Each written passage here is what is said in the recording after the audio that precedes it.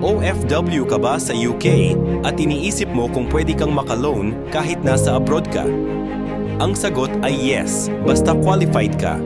Maraming OFWs ang nag-aakala na kailangan pang umuwi ng Pilipinas para makapag-apply.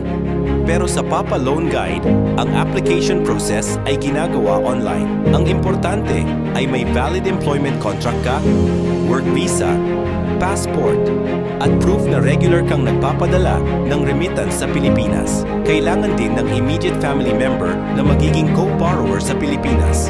Kapag kumpleto ang requirements at ma-verify ang iyong trabaho, saka ito dadaan sa approval process. Kung ikaw ay OFW sa UK, Germany, Ireland, Poland, Spain, o ibang European countries, maaaring qualified ka. Comment flight loan at ipapadala namin ang buong requirements.